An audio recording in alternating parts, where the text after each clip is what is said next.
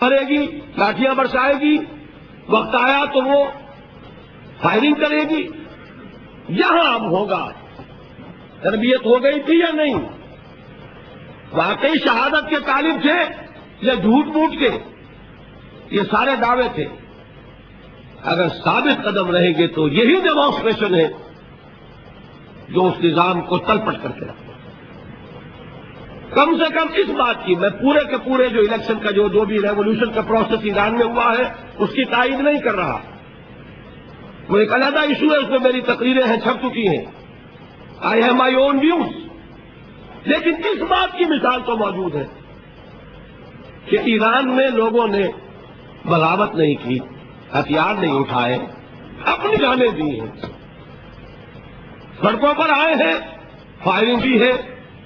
سنا ہے کہ ایک دن 15,000 بھی لاشیں پڑتی ہیں، اور وہی دن تھا جس دن وہ شہنشاہ آریہ محل جو دیکھ رہا تھا خواب کہ خسرو کی حکومت کو دوبارہ قائم کرنے کا خواب، جس کے پاس کہ ایشیا کا سب سے بڑا اسلحہ خانہ تھا. روس کو چھوڑ دیجئے، اس کے بعد سب سے بڑا اسلحہ خانہ جو جمع کیا تھا، جو اب تک کام دے رہا ہے. لیکن اس کا حال کیا ہوا؟ وہی کہ جو بہادر شاہ ظفر نے کہا تھا کہ کتنا ہے بد نصیب ظفر دفن کے لیے، 2 گز زمین بھی مل نہ سکی کوئے یار میں. اور اس کے سب سے بڑے گرو، ان کا حال کیا ہوا؟ جو سرپرست تھے، جن کا وہ ایجنٹ تھا، اس نے اپنے ملک میں آنے نہیں دیا. بڑی مشکل سے مانے تو سیدھے ہسپتال جاؤ اور اسپتال سے واپس چلے جاؤ. کسی ریڈ کارپیٹ ویلکم کی توقع نہ رکھو. یہ کس کا اثر ہوا ہے؟ یہ ہے اصل میں انقلابی عمل. میں اس پر کئی سال سے گفتگو کر رہا ہوں، اور میں آپ کو بتا دیتا ہوں کہ آج تک میری اس بات پر کوئی تنقید نہیں ہو سکی.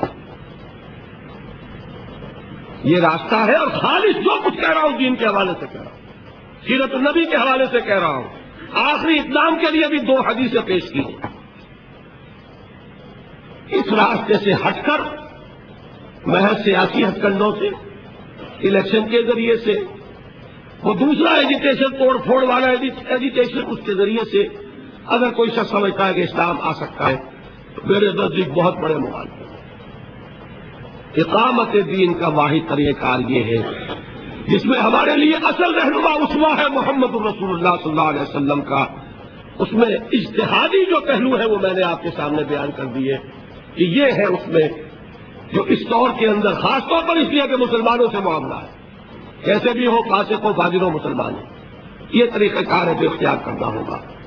حضرات، اب میں صرف آپ کو یہ بتا دوں، جیسا کہ میں نے عرض کیا، میں یہاں بھی آیا ہوں تو کچھ کھوئی ہوئی بھیڑوں کی تلاش میں آیا ہوں.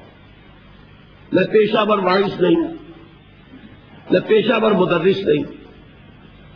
پیشے ہی کی بات تھی تو اللہ نے مجھے وہ پیشہ دیا تھا جس سے ساری دنیا یہ سمجھتی ہے کہ بڑا اعلیٰ پیشہ ہے یا نہیں، اس کو چھوڑ دیجیے. کہتے یہی ہے، نوبل پروفیشن.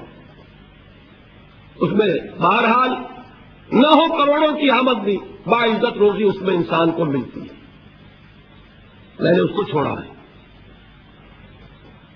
میں نے عرض کیا تھا پہلے دن، میرے فکر پر بالکل بچپن میں جبکہ میں 5ویں جماعت میں پڑھ رہا تھا، علامہ اقبال کے اشعار نے ایک اثر قائم کیا. تھوڑا سا اس میں مزید رنگ حفیظ جالندری کے شاہنامے نے کیا ہے،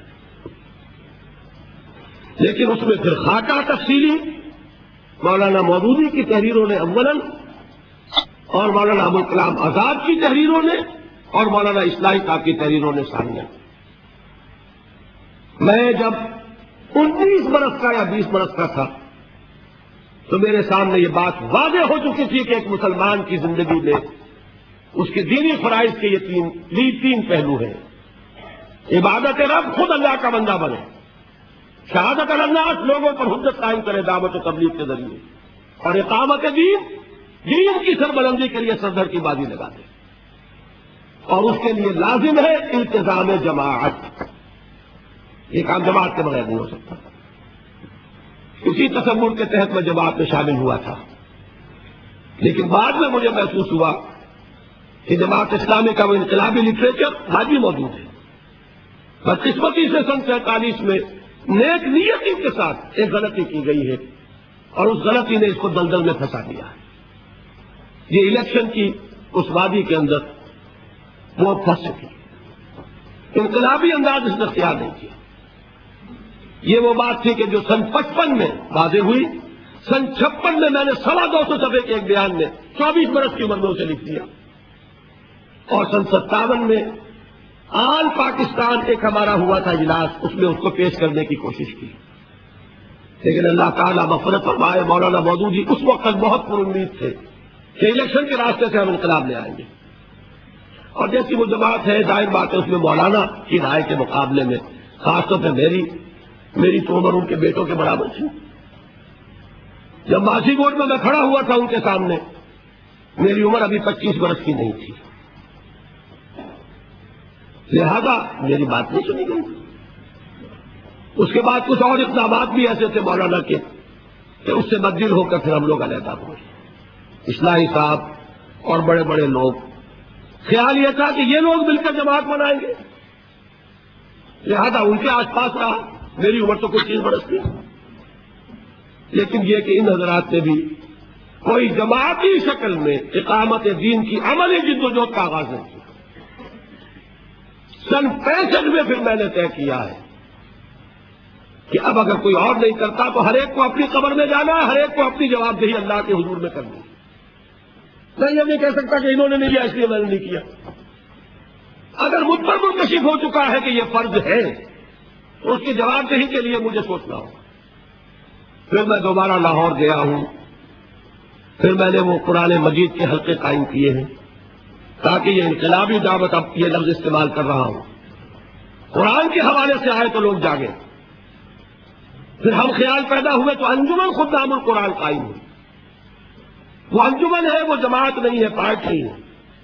اس کا مقصد صرف یہ ہے کہ قرآن مجید کی اس دعوت کو عام کیا جائے. اس میں جو بھی میرے ساتھ شریک ہوئے انجمن بنی.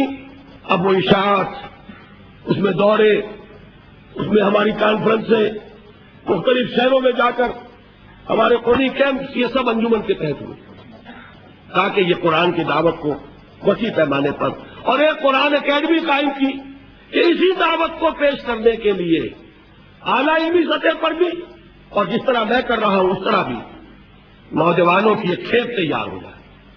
اس لیے کہ ایک چنا بھاڑ کو نہیں پھوڑ سکتا، اور ظاہر بات ہے کہ ایک شخص آج ہے کل نہیں ہوگا. تیار ہو جانی چاہیے ایک ٹیم کے جو اس فکر کو لے کر پھیل جائے ہمارے معاشرے میں. الحمدللہ وہ انجمن سن 72 میں قائم ہوئی. اب یہ 85 ہے، 13 برس ہو چکے ہیں، بلکہ 14 ہو جائیں گے. اب اس میں اللہ کے فضل سے کوئی اختلاف نہیں ہوا، کوئی ہنگامہ نہیں ہوا. ہم نے اکیڈمی بھی بنائی. اب کوئی 4 سال سے اس میں عملاً بھی نوجوانوں کی تدریس کا کام شروع ہو چکا ہے. ساری اشاعت وغیرہ کا کام اس سے میرا ایک پیسے کا تعلق نہیں، نہ پبلیکیشن سے نہ ٹیپ سے. یہ سارا نظام ہو رہا ہے، رجسٹرڈ باڈی ہے، اور اس کے اکاؤنٹس جو ہے وہ ہم انٹرنلی آڈٹ بھی کراتے ہیں، اور وہ حکومت کے آڈیٹر جو ہے وہ بھی ان پہ آڈٹ کرتے ہیں. میں نے ایک عجیب، اللہ نے بات سجھا دی تھی، ایک عجیب کام کیا کہ اکاؤنٹ 2 رکھے. ایک کلیکشن اکاؤنٹ وہ میرے انگوٹھے تلے ہوتا ہے، لیکن اس سے ایک پیسہ بھی براہ راست خرچ نہیں ہو سکتا. ایک ایکسپینڈیچر اکاؤنٹ، میں صرف وہاں سے ادھر منتقل کر سکتا ہوں پیسہ، اور وہاں جو پیسہ ہے وہ 2 افراد، انجمن کا ناظم اعلیٰ اور انجمن کا ناظم بیت المال، وہ ان کے دستخطوں سے. تو میں یہ کہہ سکتا ہوں کہ ان 14 برسوں میں نے انجمن کا ایک پیسہ بھی خرچ نہیں کیا. اگرچہ اتھارٹی میری ہے، میں بتاؤں گا کہ کیا کرنا ہے کیا نہیں کرنا ہے، لیکن یہ کہ اس پیسے کو میرا ہاتھ نہیں لگتا. بینک میں آ گیا پیسہ، میں صرف چیک لکھتا ہوں اس بینک سے، اس مہینے اب اتنے پیسے کی ضرورت ہے، ادھر نکال دو. اس کے بعد اس کا خرچ جو ہے اس کے لیے بینک سے پیسہ نکالنے کے لیے ناظم اعلیٰ انجمن کا اور ناظم بیت المال ان کے جوائنٹ سگنیچر سے نکلتا. بہرحال میں نے اس لیے بتایا ہے کہ اول تو میری خواہش ہے، اور ویسے بھی ہونا ہی ہے، اب آپ لوگ واپس ہی گھروں کو آئیں.